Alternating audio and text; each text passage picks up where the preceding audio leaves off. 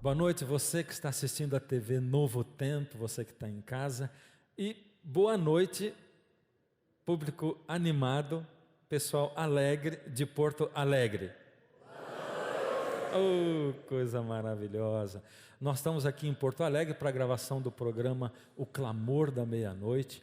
Essa é a primeira temporada da série Armagedon, são 2 temporadas. E a gente está aqui com esse pessoal animado, alegre. A gente tem tido muita chuva aqui em Porto Alegre, mas esse pessoal vem com chuva ou sem chuva. Muito bem, vamos então começar a nossa viagem pelo Apocalipse ou pelas profecias. E vamos começar de novo comparando o Apocalipse com Daniel, e o nosso texto de início é Daniel 3, você pode abrir a sua Bíblia, começar a acompanhar, mas eu não vou ler o iniciozinho, depois eu vou ler um texto lá na frente, e a gente encontra em Daniel 3 o rei Nabucodonosor, e ele mandou construir uma enorme estátua, parecida com o sonho que ele tinha. Ela tinha 60 côvados de altura e 6 côvados de largura, medida bíblica isso, 30 metros de altura e 3 metros de largura. 30 metros é muito, muito, muito alto. 30 por 3. Uma estátua enorme, muito, muito grande. Toda de ouro, demonstrando a pujança do reino de Babilônia e de Nabucodonosor. Nabucodonosor era mesmo exagerado, o ego dele era aumentado. Nabucodonosor era aquele tipo de gente que é muito dono da situação. Tem muita gente que sofre de autoestima baixa e tem muita gente que sofre de autoestima alta. É ou não é? Tem muita gente que sofre de autoestima alta. E Nabucodonosor sofria de autoestima alta. Em outras palavras, Nabucodonosor se achava. Não demorava muito para ele poder cair nesse problema, cair nesse erro. E Nabucodonosor construiu aquela estátua toda de ouro. Agora, Nabucodonosor, eu quero fazer um parêntese a respeito disso. Porque ela tinha 60 côvados e 6 côvados. O número 6 representava em Babilônia o número do Deus menor, e o número 60 o Deus maior, e o número 600 ele representava todo o panteão de deuses de Babilônia, o que junto, somado, curiosamente dava o número 666, isso antes de ter sido escrito o Apocalipse, mas intimamente ligado com a cultura e com a religião de Babilônia. E Babilônia, eu já disse para você em casa, Babilônia é um nome-chave para a gente entender o Armagedon. Então a gente deve guardar isso bem, porque Babilônia tinha esse 6 enraizado nele. Então Nabucodonosor colocou aquela estátua e chamou todo mundo para adorar, e quando tocasse a trombeta, todos deveriam se inclinar diante da estátua. E ele fez aquela cerimônia, todos vieram diante da estátua, e quando as trombetas tocaram, todos se ajoelharam, menos os 3 amigos de Daniel. Daniel, de novo, não estava nessa situação, os 3 estavam. E eles não se ajoelharam diante daquela estátua. Eles se recusaram a se ajoelhar e a adorar aquele Deus de Babilônia. E eu fico pensando assim, Nabucodonosor chamou os 3 e disse para eles o seguinte, agora eu quero que você abra a tua Bíblia em Daniel, no capítulo 3, olha como é que ficou a situação, verso 15, os homens enciumados vieram até Nabucodonosor e disseram, rei, majestade, tem 3 camaradas que não se ajoelharam, o povo todo se ajoelhou, mas aqueles 3 não. Verso 15, verso 14, falou Nabucodonosor e lhes disse, é verdade, ó Sadraque, Mesaque e Abdenego, que vós não servis a meus deuses, nem adorais a imagem de ouro que eu levantei? Ele perguntou para vocês: é verdade que está acontecendo isso? Vocês não estão servindo o meu Deus, não estão adorando a imagem que eu levantei, representando o império babilônico? Agora, pois, estai dispostos, e quando ouvirdes o som da trombeta, do pífaro, da cítara, da harpa, do saltério, da gaita de fole, prostrai-vos e adorai a imagem que fiz, porém, se não a adorardes, sereis no mesmo instante lançado na fornalha de fogo ardente. E quem é o Deus que vos poderá livrar das minhas mãos? Uau, Nabucodonosor era um camarada muito, muito ousado mesmo, muito abusado. Agora vê, Nabucodonosor, ele tinha no coração dele um certo apreço pelos três e por Daniel. Ele tinha um certo respeito, porque Nabucodonosor desejou dar uma segunda chance para eles. Ele poderia já ter acabado com os três, exterminado os três, mas sabe quando você promete um castigo para o seu filho, você não quer castigar? Você prometeu, mas está na hora de castigar, principalmente quando você prometeu um castigo duro demais, que vai doer demais em você aplicar no seu filho. Nabucodonosor tinha prometido um castigo duro demais, por isso estava doendo nele aplicar aquilo. Então ele chamou os três, fez uma pergunta, deu uma dura nos três, e ele fez um apelo, e depois do apelo ele prometeu o castigo de novo. Ele diz: eu vou dar mais uma chance para vocês, vai de novo tocar todos os instrumentos, a orquestra do Palácio Real vai tocar, mas quando a orquestra do palácio tocar, por misericórdia, se ajoelhem e adorem, se prostrem diante dessa imagem, porque se vocês não fizerem isso, eu vou ter que jogar os três dentro da fornalha de fogo ardente. Ele tinha uma fornalha lá, que eu não sei se era uma fornalha que servia só para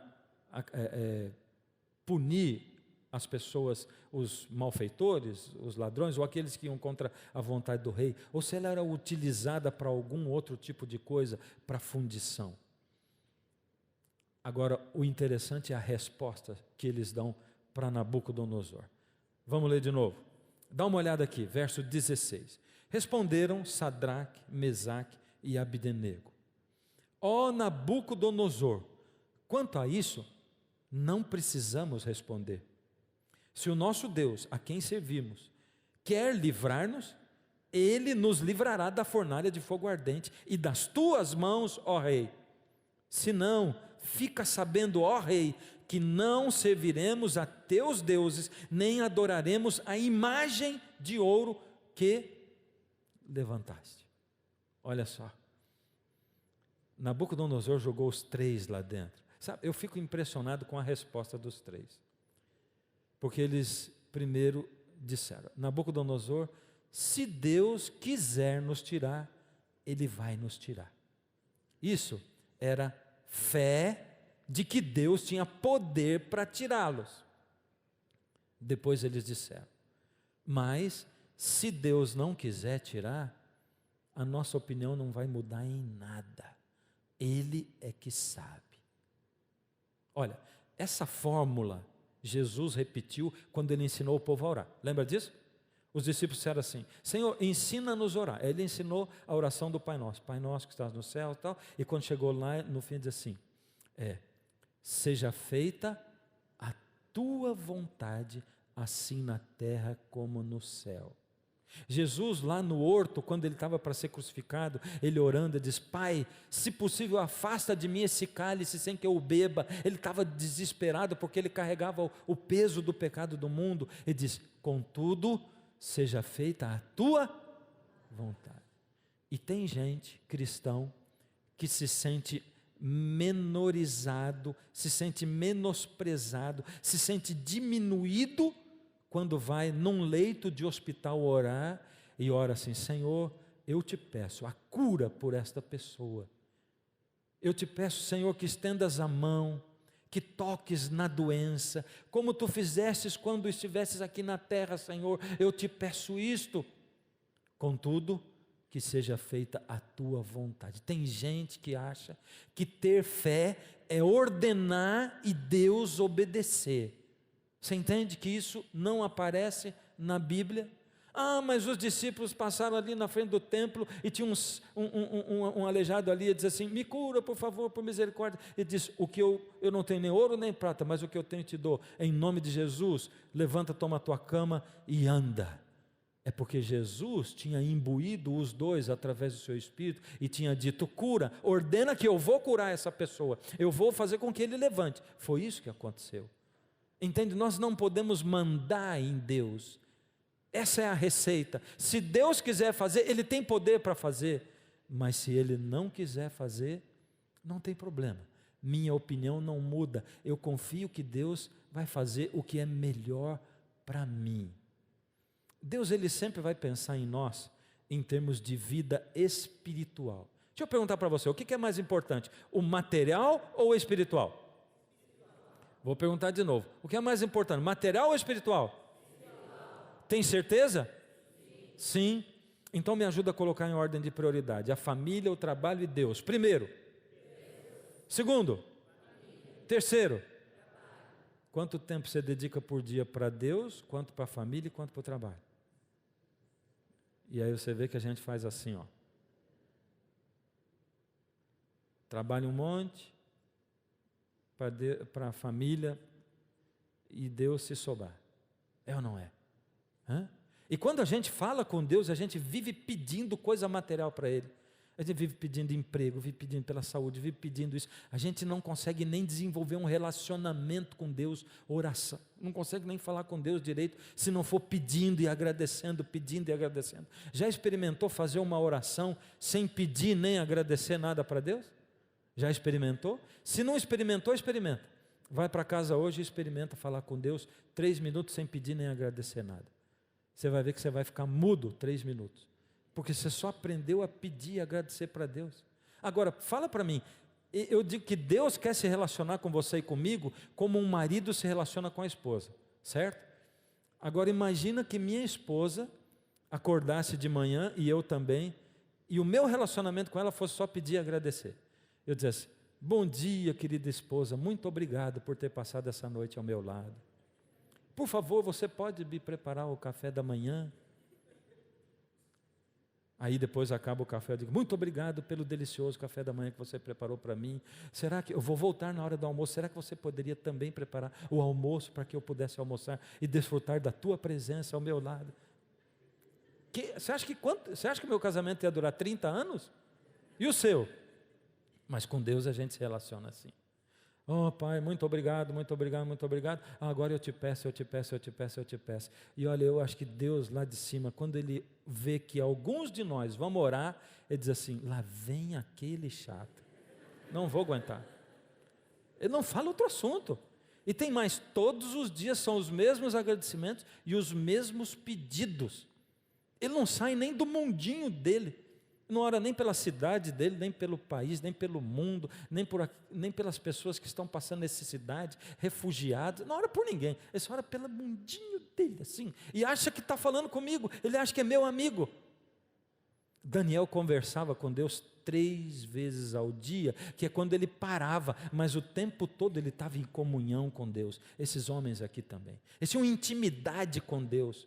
Por isso eles priorizaram o espiritual. O espiritual é o que mais vale. Em algum momento da sua vida, se Deus tiver que escolher entre deixar você morrer num acidente e ganhar a vida eterna, porque você está preparado naquela hora para morrer e vai ter eternidade, ou você ser liberto no acidente, mas você viver mais um pouco e se separar de Deus e perder a vida eterna, Ele vai escolher deixar você morrer naquele acidente. Você está entendendo? Por isso eles disseram assim: se Deus quiser salvar, Ele salva. Se Ele não quiser, a nossa opinião não muda. Nós não precisamos nem responder. E eles foram para a fornalha e Deus quis libertá-los. Por isso, o próprio Jesus esteve lá dentro. E quando você lê a sua Bíblia, quando você abrir sua Bíblia em casa, você vai ver que Nabucodonosor diz assim: não foram 3 que nós jogamos lá dentro? E quem é aquele quarto que tem a aparência do Filho de Deus? Uau! A aparência do Filho de Deus. É porque Nabucodonosor conseguiu, mesmo sendo pecador, reconhecer que quem estava lá dentro era o próprio Cristo, sem nunca ter visto Cristo. É por isso que eu digo para você, quando você se expõe à luz da presença de Deus e ao poder de Deus na sua vida, Deus opera. E pode ser uma pessoa dura, pode ser alguém ateu, pode ter o coração duro em relação a Deus, não tem jeito. Deus vai falando aqui, vai falando aqui, vai falando, Ele vai trocando e vai tocando, e não tem jeito. Ele vai chegando de você, vai chegando no fundo da sua alma, Ele vai tocando você. Você diz assim, não, mas espera aí, como é que eu estou sendo tocado por essa coisa? E a pregação da palavra, ela é uma loucura. Pensa bem, no mundo qual nós vivemos hoje, as pessoas pararem para ouvir alguém ficar falando de Bíblia, para pregar. A pregação da palavra é uma loucura. E existe diferença entre pregação e pregação. Porque a pregação da palavra é quando a palavra está na pregação. Quando a pregação tem conteúdo, quando ela traz o conhecimento bíblico, que é o conhecimento de Deus. Aqueles homens foram libertos por Deus. Pergunta agora para vocês, presta atenção, que hoje vocês estão devagar. Mas vocês são alegres. Olha, quando eu disse boa noite, vocês responderam tão forte. Deixa eu perguntar agora para vocês, vamos lá. Você acha que hoje, na época que nós vivemos, eu não vou fazer agora essa pergunta, vou fazer depois. O presidente Barack Obama, ele esteve visitando a China, aí 3 anos atrás, 2012. Olha o que ele declarou lá. Ele esteve com um grupo de estudantes chineses. E junto com aqueles estudantes ele diz assim, ou melhor, foi no ano 2009, nós não buscamos impor nosso sistema de governo, mas não acreditamos que os princípios que defendemos são exclusivos da nossa nação.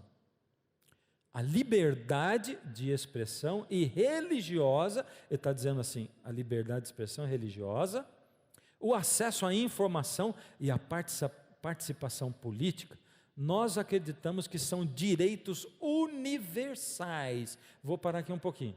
Ele está dizendo que os Estados Unidos acham que a liberdade religiosa é um direito universal. As outras também estão lá. Mas como nós estamos falando de Bíblia, de Deus, de adoração a Deus, então ele está declarando que o país dele acha que a liberdade religiosa é um direito universal.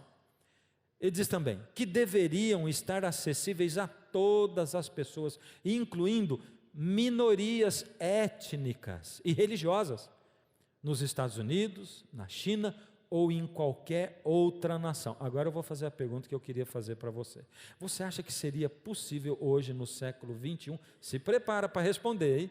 Você acha que seria possível os Estados Unidos da América, junto com o resto do mundo, eles proclamarem uma lei mundial, um decreto, obrigando as pessoas a adorar algo ou alguém sob pena de perseguição ou até mesmo pena de morte?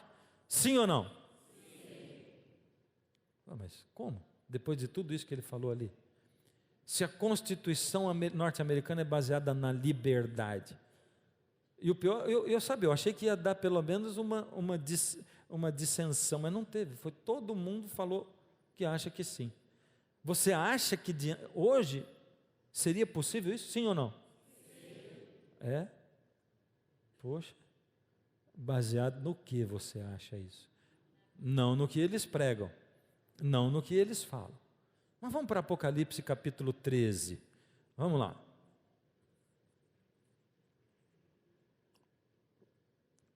Apocalipse capítulo 13.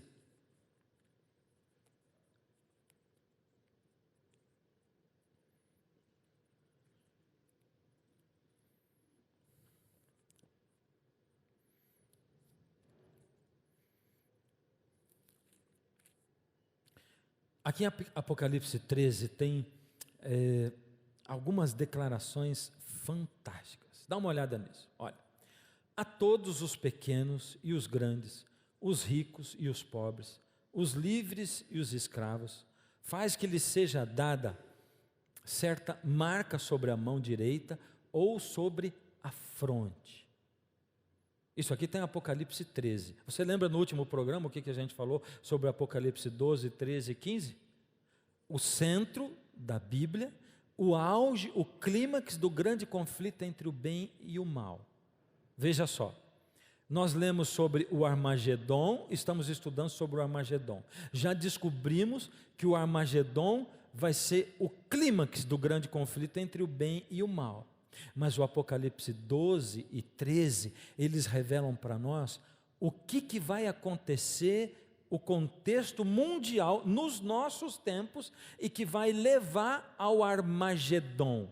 Primeiro, vou fazer uma pergunta que é a sua opinião. Você acha que o Armagedon, ele é uma guerra física, material, ou ela é uma guerra espiritual que vai acontecer no fim? Física ou espiritual? Nós vamos desvendando isso, mas você respondeu certo. Ela é uma guerra espiritual, não tem a ver com terceira guerra mundial, não. E aqui está dizendo, nesse texto está dizendo que em algum momento da história, daqui a pouco, os poderes do mundo vão impor a todos, os pequenos e os grandes, os pobres, os ricos, os livres, os escravos, vai impor que essas pessoas tenham uma marca e que vai impedir de comprar ou vender aqueles que não tiverem essa marca, para que ninguém possa comprar ou vender, senão aquele que tem a marca, o nome da besta ou o número do seu nome. Olha só, é uma imposição, é uma marca, é uma lei, é um decreto que tolhe as pessoas e faz com que elas adorem a certa coisa que nós não vamos ver hoje. Mas se você leu o Apocalipse 12 e 13, e eu recomendo você ler o Apocalipse 12 e 13, e você vai ver um monte de coisa que vai deixar você curioso ali, e você vai ver a coisa se desvendando. Mas vamos então voltar no Apocalipse 12 para ver como se chega a esse ponto de impor, de colocar essa marca, esse decreto. Ali diz o seguinte: e o dragão se deteve em frente da mulher que estava para dar à luz, a fim de lhe devorar o filho quando nascesse. Lembra que nós estudamos isso no último programa? Quem é o dragão? Quem é o dragão? Satanás. E quem é a mulher? É a igreja, que estava ali sendo representada por Maria, que foi quem deu a luz a Jesus, mas a mulher é a igreja pura. Então, ela está grávida de um filho, vai nascer Jesus, vai surgir o cristianismo. O dragão parou na frente da mulher esperando que ela tivesse o filho para devorar o filho dela quando esse filho nascesse. Agora, ali no Apocalipse 12 vai mostrando que o dragão tentou perseguir a mulher, ele tentou devorar, mas ele não conseguiu, e nós vamos ainda voltar nesse detalhe nos próximos programas para você ir entendendo. Mas aí diz que o dragão, em certo momento, desistiu de perseguir a mulher em si, e foi fazer o quê? Decidiu de perseguir o filho da mulher que estava no ventre, porque ele foi levado para o céu. E diz: irou-se o dragão contra a mulher, e foi pelejar com os restantes da sua descendência. O dragão antes estava parado na frente da mulher, esperando que ela tivesse o filho para devorar o filho. O Apocalipse diz: o filho dela nasceu e depois foi levado para o céu. O filho dela é Jesus, que nasceu, viveu nesse mundo e foi para o céu. O dragão desistiu de perseguir o filho e agora ele veio para perseguir então a mulher. Mas quem é a mulher mesmo? É a igreja. Ele foi perseguir a mulher, os restantes da sua descendência. Espera aí. Quer dizer que a igreja verdadeira, aquela igreja que Jesus fundou lá com os apóstolos, ela tem uma descendência. Já sei, são todas as pessoas do mundo que falam no nome de Deus. São ou não são? São? Sim ou não? Ele está dizendo os restantes. Será que são todos que falam no nome de Deus? Será que são todos os que falam no nome de Jesus? São esses? Não. Então vamos dar uma estudada. Quem são esse povo? Ou quem é esse povo? Que características têm essas pessoas? Quem é a descendência da mulher? E para isso a gente tem que voltar lá no Gênesis. Quando Adão pecou, E Deus fez para ele vestimentas de pele de cordeiro, lembra? Fez o Senhor Deus vestimenta de pele de cordeiro e os vestiu. E depois Deus disse para Adão: toda vez que você pecar, você vai trazer um cordeirinho, confessa o seu pecado sobre a cabeça dele. O cordeiro representa Jesus, ele é o evangelho do Antigo Testamento. Quando o cordeiro morrer, significa que Jesus vem morrer no seu lugar. E Deus ensinou isso para Adão. Adão ensinou para os 2 filhos dele, sim ou não? Sim, ensinou. Mas o que aconteceu com Caim e Abel? Caim matou Abel, ele decidiu se desviar de Deus. Porque com Deus é assim, depois que o pecado entrou no mundo, é você quem escolhe, eu que escolho. Você vai dizer assim: eu escolho Deus, ou eu não escolho Deus. É simples assim, está na sua mão, é você que sabe o que você faz. Deus apresenta para você a verdade, você olha para as coisas, e diz: eu escolho, ou eu não escolho, eu quero, ou eu não quero. Olha o que aconteceu depois que Caim matou Abel, ficou só Caim. Aconteceu o seguinte: viveu Adão 130 anos e gerou um filho à sua semelhança, conforme a sua imagem, e lhe chamou Sete. Então, depois de 130 anos, Adão teve um outro filho e chamou esse filho de Sete. Olha o que aconteceu logo em seguida. A Sete nasceu-lhe também um filho, ao qual pôs o nome de Enos. Daí se começou a invocar o nome do Senhor. Caim se separou de Deus e Sete se achegou a Deus. Interessante. Então agora tinha 2 linhagens. Tinha a linhagem de Caim, que não queria saber de Deus, e tinha a linhagem de Sete, que servia a Deus, adorava a Deus e invocava o nome de Deus. Então a descendência da mulher começou a ser chamada na Bíblia, no início do mundo, de os filhos de Deus. Esse era o povo que tinha o cordeiro. Esse povo era o povo que confessava os pecados sobre a cabeça do cordeiro. Esse povo era o povo que buscava a Deus para o perdão do seu pecado e que obedecia aquilo que Deus dizia. Esses eram os filhos de Deus, descendência da mulher, a descendência verdadeira dos filhos de Deus. Agora, em Gênesis 3, diz o seguinte: porém inimizade entre ti e a mulher, entre a tua descendência. Deus está falando isso aqui para quem? Deus está falando isso aqui para quem? Para a serpente. Quando Adão pecou, Deus foi falar com a serpente e disse: eu vou pôr inimizade, serpente, entre você e a mulher, entre a tua descendência, serpente, e o descendente da mulher. Eu não coloquei o resto ali, só coloquei a tua descendência, porque eu quero ressaltar que não é só a mulher que tem descendência. Quem também tem descendência? A serpente. Satanás tem os seus filhos, o seu descendente.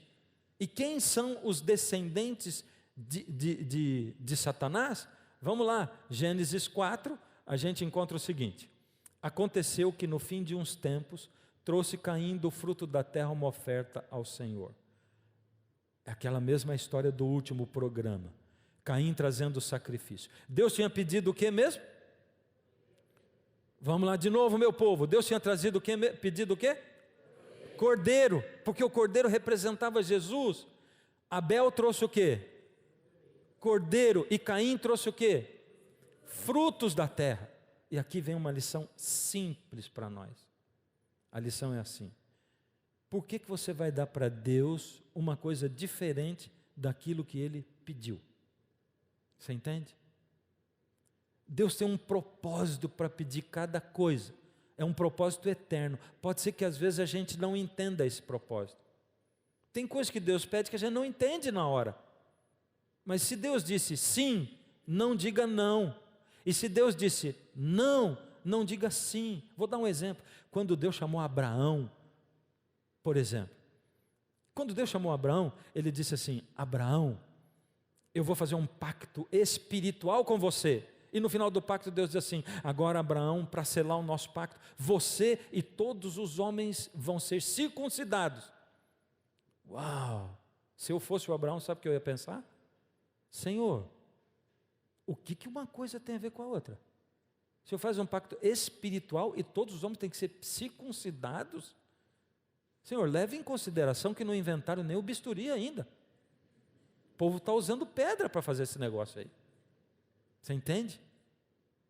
Dá para entender o porquê disso? Agora, hoje, se você pegar os estudos científicos, médicos vão dizer que o povo que tem menor índice, as mulheres menor índice de câncer de colo do útero são as judias, porque os maridos são circuncidados. Deus queria cuidar da descendência de Abraão, e Abraão, mesmo sem entender na hora, ele fez, mas Deus tinha um propósito. Então Deus disse: é o cordeiro, e Caim não quis dar o cordeiro. Ele foi e matou o irmão dele com raiva. Retirou-se Caim da presença do Senhor, depois que matou Abel, e habitou na terra de Nod, ao oriente do Éden, e coabitou Caim com a sua mulher, e ela concebeu e deu à luz a Enoque. Qual é o nome do primeiro filho de Caim? O nome do primeiro filho de Caim? Enoque. Vou perguntar de novo. Qual é o nome do primeiro filho de Caim? Enoque. Mas espera aí, eu tenho uma pergunta para você. Com que mulher Caim casou? Com que mulher ele casou? Se ele matou Abel, não tinha mais ninguém. Ele foi para a terra de Nod, disse que ele casou e teve um filho com o nome de Enoque. E você sabe que tem muita gente que se pega nessas coisinhas tão simples. Vou dizer uma historinha para você, rapidinho.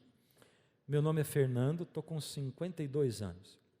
Mas eu conheci a minha esposa quando a gente tinha 15 anos de idade. E a gente namorou, foi numa cidade chamada Sorocaba, e nós temos 3 filhos. Nosso mais velho é casado, do meio também, e o mais novo também. Você entendeu que tudo isso que aconteceu na minha vida foi esse ano ou não? Não? Por quê? Porque você entendeu que, lógico, eu comecei com 15 anos, e que ao longo dos anos isso aconteceu, e eu tenho 52. Quer saber quanto tempo os homens viviam naquela época? Eu peguei só 3 exemplos aqui, tá? Você pode pegar qualquer um lá em Gênesis 5. Todos os dias de Cainã foram 910 anos. Todos os dias de Malael foram 895 anos. Todos os dias de Jared foram 962. Está vendo aquele de 895 ali? Quando ele morreu, o povo diz assim: tão jovem. É ou não é? Porque ele era o mais novinho, mas morreu com 895 anos.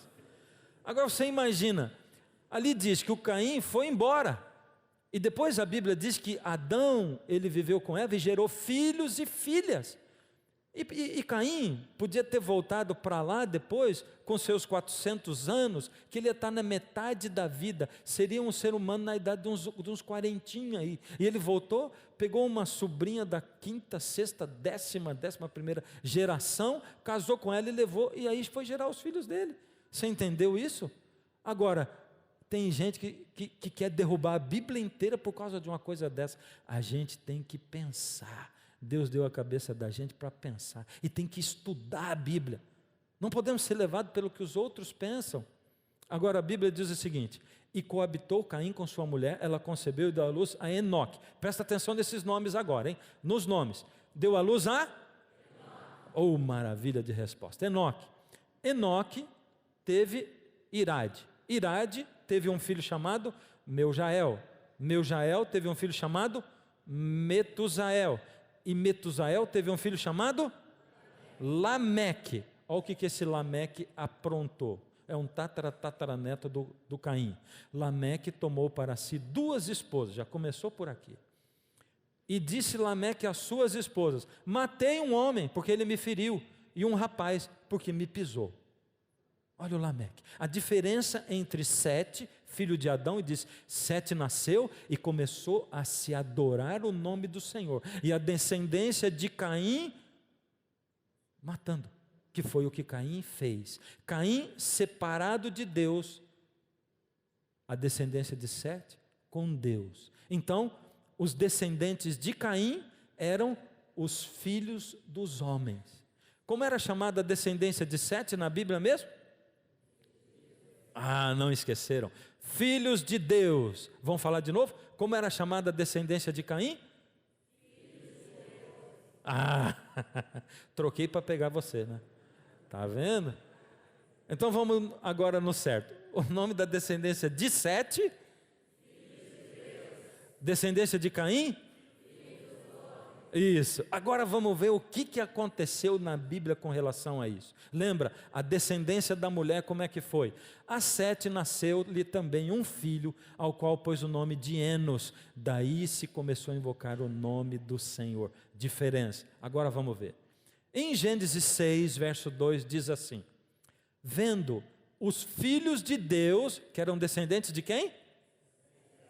Sete. Vendo os filhos de Deus, que as filhas dos homens eram filhas descendentes de quem? De Caim. Os filhos, os descendentes de Sete, filhos de Deus, começaram a se interessar pelas filhas dos homens. Eram formosas, tomaram para si mulheres, as que entre todas mais lhe agradaram. Ou seja, eles foram se misturando por casamento. E eles misturaram os filhos de Deus com as filhas dos homens. Satanás, dificilmente ele vai chegar para você e vai dizer assim: toma aqui um copo de veneno, toma porque ele é muito gostoso. Você vai morrer, mas vai ter 30 segundos de prazer. Mas é um prazer incomparável. Você não vai tomar aquilo, nem por todo o prazer do mundo. Ele pega o veneno e reveste de açúcar. Ele pega o veneno e frita ele. E tudo que é frito é bom, é ou não é?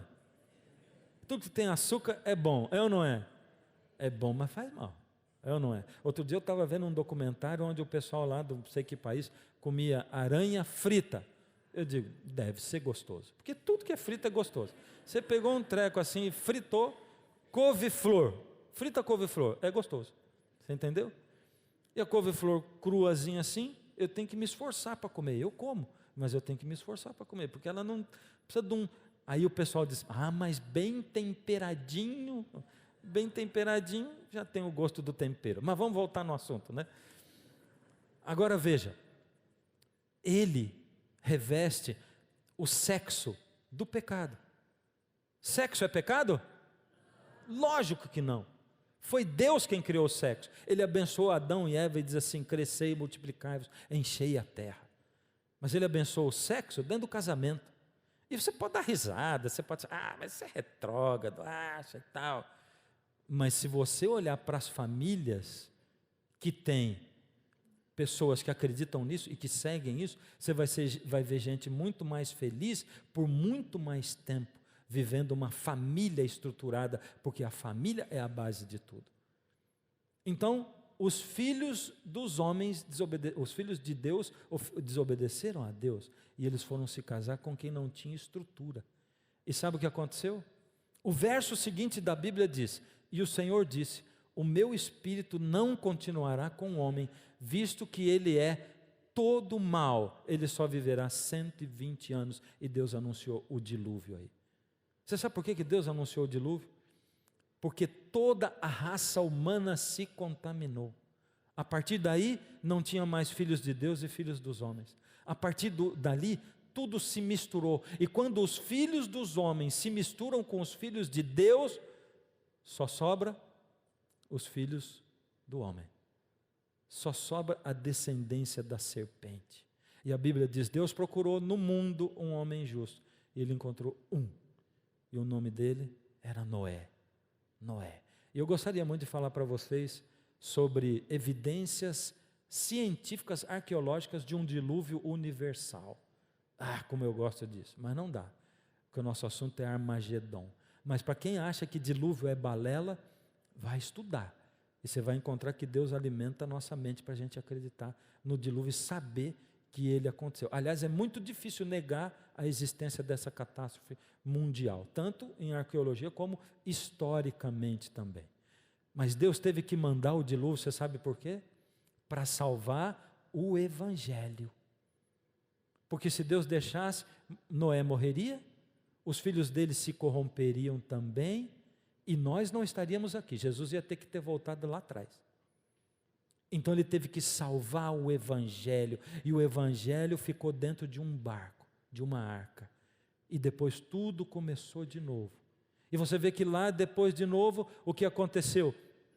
Se separou de novo, porque Cão, filho de Noé, se separou de Deus, e de novo começou o povo a separar. E a coisa que você vê é que sempre, a grande maioria se desvia de Deus, e a minoria fica do lado de Deus. Sempre é assim, sempre. O texto diz assim: irou-se o dragão contra a mulher, e foi pelejar contra os restantes da sua descendência, os que guardam os mandamentos de Deus e têm o testemunho de Jesus. Isso é o que diz o texto.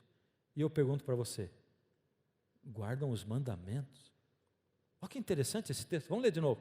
Irou-se o dragão contra a mulher. Lembra o contexto disso aqui? Ele tinha perseguido o filho da mulher, que é Jesus. Jesus foi levado para o céu. Ele olhou, sobrou só a mulher, diz: vou perseguir a mulher. E a Bíblia diz que ele foi perseguir os restantes da descendência da mulher. Quem são os restantes da descendência da mulher? Qual é a característica desse restinho de gente que é da descendência pura da mulher pura, da igreja pura? Ele diz: são aqueles que guardam os mandamentos de Deus e têm o testemunho de Jesus. Duas características, e eu vou terminar com uma pergunta assim: guardam os mandamentos de Deus? A gente não é salvo pela graça? Mas Deus está dizendo que agora, no fim de tudo, quem pertence à igreja pura de Deus guarda os mandamentos de Deus. Os próximos 2 programas eu quero resolver essa questão com você, pela Bíblia. Nós somos salvos pela graça ou somos salvos por guardar mandamento? É pela graça ou por guardar mandamento? Mas guardar mandamento conta pontos com Deus. Conta ou não conta? Não conta. Não conta. Não conta nenhum ponto com Deus. Nada. Zero. Pela graça sois salvos. Isso não vem de vós. Isso é dom de Deus. Mas então por que diz que eles guardam os mandamentos de Deus? Não é os 10 mandamentos, é? Agora você já até ficou com medo de me responder, né? Estou percebendo. Mas sabe, eu tenho visto na minha vida, nesses 30 anos de ministério pastoral, eu tenho encontrado muitas situações diferentes. Eu encontrei outro dia uma mulher que chegou para mim e que disse assim: pastor, eu estou desesperada, muito desesperada. Sabe por quê? O meu marido me abandonou. Temos 2 filhos, ele me abandonou. E pastor, eu vou dizer para você que eu estou decepcionada com Deus, porque eu orei, pastor, 3 meses para ele voltar, e não adiantou nada, não adiantou, meu marido não voltou. Aí ela disse: aí pastor, eu tenho uma amiga no meu trabalho que ela disse assim: você não tem seu marido porque você é boba, porque você sabe que eu conheço gente que pode fazer seu marido voltar. Pastor, ela é de uma religião ocultista com forças espirituais, aí coisa assim. E pastor, eu queria tanto meu marido, eu queria tanto, e Deus não me respondeu. Eu estava com tanta raiva de Deus, pastor, que eu fui com ela. E ela me levou para uma mulher que fez um trabalho, um despacho, para o meu marido voltar para mim. Eu disse: eu quero te fazer umas perguntas. Primeiro, você pagou para essa mulher? Paguei. Quanto? R$900. Uma mulher muito pobre. Eu disse: você tinha esse dinheiro? Eu fiz um empréstimo para pagar. Deixa eu te perguntar uma outra coisa. Quando você casou com seu marido, vocês se davam bem? Ela abaixou a cabeça. A gente brigava um monte. Mas eu forcei ele a casar comigo, porque eu disse: quando a gente casar vai dar certo. Tá. Bom. Aí ela disse, fez o despacho, E aconteceu um negócio incrível, pastor. Primeira coisa, meu marido ligou para mim e disse assim: você não vai acreditar, desesperado. Roubaram o som do meu carro, de dentro do carro, sem arrombar a porta. Ele simplesmente sumiu de lá. Ele não sabia. E ela diz assim: eu ouvi aquilo, pastor, e por dentro eu ri. Porque eu já sabia que estava dando certo o que eu tinha feito. Passou 2 finais de semana e o meu marido veio para casa, ela disse. Ele veio, pastor. Veio com mala e tudo. Ele veio e disse: eu vim para ficar com você. Só que, pastor, ele estava muito estranho. Sabe como é que ele estava? Ele estava atordoado. Ao mesmo tempo que ele diz assim: não tenha medo, eu não vou embora nunca mais. Daqui a pouco ele suspirava, ele dizia assim: mas eu não queria estar aqui, eu não sei por que eu estou aqui, mas eu não vou sair daqui, fica tranquilão você, mas eu não queria estar aqui. Puxa, e ele começou o final de semana, sexta, sábado foi o sábado insuportável, domingo foi insuportável. Quando chegou no fim do domingo, eu disse para ele: eu quero te dizer um negócio, eu não quero você aqui assim, eu não quero, vai embora, eu não quero você mais. Eu disse: pastor, eu nunca pensei que eu diria isso para o meu marido, nunca, mas o que me adiantava, pastor? Eu não tinha prazer de ter o meu marido dentro de casa, porque ele não queria, ele estava sofrendo, e ele estava me fazendo sofrer, e aquilo estava insuportável. Aí, eu procurei a minha amiga e disse: preciso ir na mulher para desfazer o que eu fiz. Aí nós fomos, e a mulher disse: não, agora você vai me dar mais 700, que eu descobri que ele tem uma amante, e eu vou fazer contra ela, e se você não quiser, tudo que eu fiz vai recair contra você. E ela teve que arrumar mais 700 reais. Aí ela me disse, desesperada: o que eu faço para me livrar disso? O que eu faço? Sabe, aqui nessa história estão envolvidas muitas coisas. Primeiro, que o poder de Deus é real e do inimigo também é um poder real. Ele é vencido, porque a Bíblia fala, por exemplo, da história do endemoniado gadareno, e diz que quando Jesus chegou no lugar, aquele homem que era dominado por uma legião de demônios, ele veio correndo. Jesus disse: como é teu nome? Ele disse: meu nome é Legião, porque somos muitos. Agora, aquela legião de demônios não foi capaz de impedir que aquele homem corresse para o encontro de Jesus. Quando ele tentou falar, ele não conseguiu falar, quem falou foi o demônio. Mas ele estava na presença de Jesus, e ele não conseguiu impedir que Jesus fosse até ele também. E aquele homem foi curado sob a palavra de Jesus. Os demônios foram expulsos. Agora, isso impressiona muito a gente, né? Uau, que história, que conversa, poderes espirituais. Sabe que Satanás, ele é mais perigoso quando ele não está assim, presente. Porque desse aí, você foge. Sabe quando ele é perigoso? Ele é perigoso quando você não está vendo. Ele é perigoso quando você está lidando com os números da tua empresa, para a qual você trabalha, e você sente um desejo incontrolável de pegar um pouquinho. Mas, quando você falsifica uma notinha de refeição para ganhar um troquinho a mais, a gente se vende por muito pouco. E é simples hoje, não é? Você nem está com a intenção e pede uma nota e a pessoa diz: é no valor da despesa? Né? Está assim. Quando você olha para alguém que não é a tua esposa com um pensamento impuro, quando você se alimenta na pornografia da internet, ele é mais perigoso. Ele é muito perigoso. Por isso você tem que fazer a sua decisão. A quem você serve? A Deus ou aos homens? O texto diz: não tem jeito de adorar ninguém mais a não ser Deus. Ele tem que ser o Senhor da sua vida.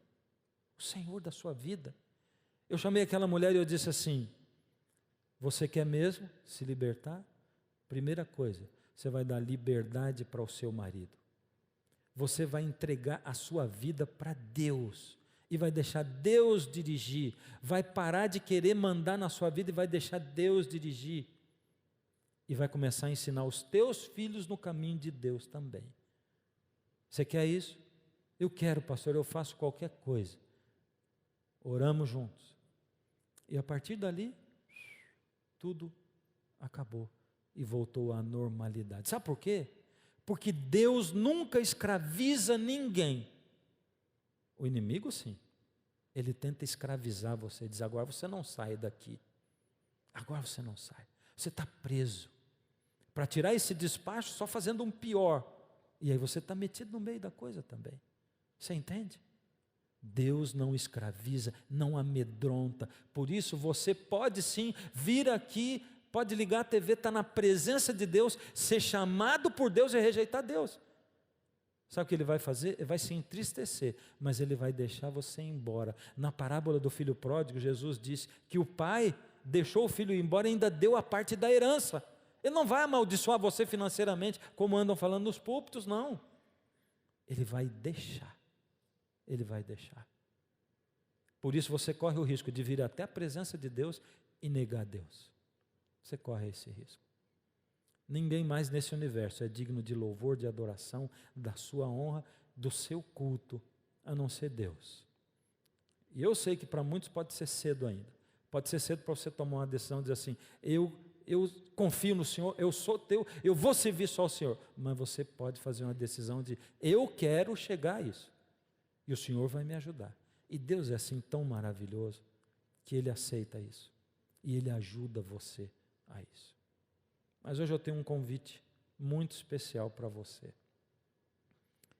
Hoje eu tenho um apelo muito especial para você.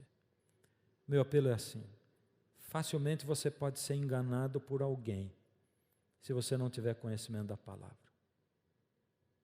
E eu quero saber quantos de vocês que estão aqui que gostariam de conhecer a Bíblia melhor, para não ser enganado. Estudar a Bíblia. Estuda a Bíblia. Vai tomar uma decisão, vai dizer assim: eu quero estudar a Bíblia. E você de casa também. Você vai fazer o pedido para Novo Tempo, para a escola bíblica, por número que você vê na tela.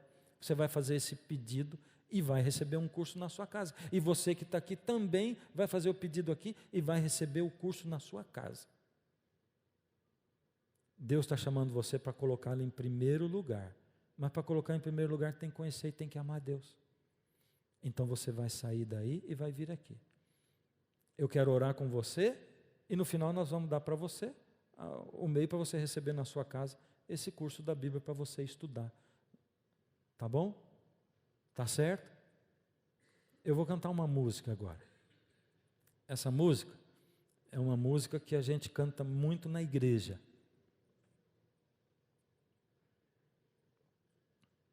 Essa música fala exatamente do tema que a gente falou hoje. Mas enquanto eu canto essa música, o Espírito de Deus vai estar falando com você e vai dizer assim: vem, vem. Aceita estudar a Bíblia. Não fica aí onde você está. Mas eu quero ver você vir já. Começa agora. Aí a música vai tocar. E você que conhece a música, vem, canta junto comigo. Quem vai ser o primeiro que vai vir aqui? Vai aceitar. Eu quero fazer o curso. E nós vamos dar o curso para você. Vamos mandar para você na sua casa, onde quer que seja. E com isso você vai estar dizendo: Senhor, o Senhor é o rei da minha vida. E você em casa, durante a música, canta comigo. Louve o nome do Senhor, toda criatura se derrame aos seus pés. Ao som da sua voz, o universo se desfaz. Não há outro nome comparado ao grande eu sou. Canta comigo.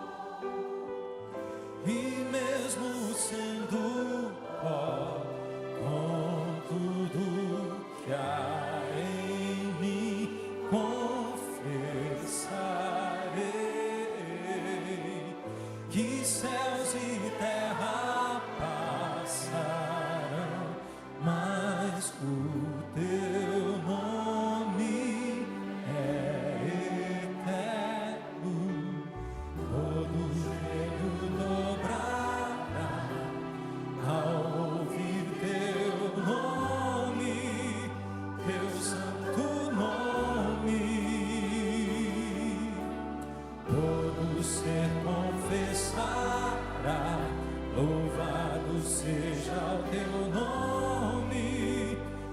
santo nome, porque só o Senhor é digno de adoração. Só diante do Senhor nós nos prostramos, só diante da tua majestade é que nós ficamos, só diante do Senhor é que nós cantamos e é o teu nome que nós louvamos. Ó Senhor, recebe esse louvor. Canta comigo. todo ser que vive, louve o nome do Senhor. Toda criatura se derrame aos seus pés, ao som da sua voz, o universo se desfaz. Não há outro nome comparado ao grande eu sou, porque Ele é Deus, e mesmo sendo pó, com tudo que há em mim, confessarei que céus e terra passarão, mas o teu nome é eterno. Todo joelho dobrará ao ouvir teu nome, teu santo nome. Todo ser confessará, louvado seja o teu nome, teu santo nome. Todo joelho dobrará ao ouvir teu nome, teu santo nome. Oh, oh, oh. Ó Senhor, nós confessamos que o Senhor é o nosso Deus. Confessamos, Senhor, que a nossa vida pertence ao Senhor e que a sua graça pode ser derramada no nosso coração e na nossa vida. Com tudo que há em mim, confessarei que céus e terra passarão, mas o teu nome é eterno. Ó Senhor, aceita a entrega do nosso coração. Aceita, Senhor, que quando nós nos rendemos ao Senhor, nos inclinamos diante do Senhor e reconhecemos a sua majestade na nossa vida. Ó Senhor, teu é o senhorio da nossa vida. Aceita essa entrega mais uma vez. Toca, Senhor, todos aqueles seus filhos que em qualquer lugar se entregam ao Senhor, em nome de Jesus. Amém, Senhor.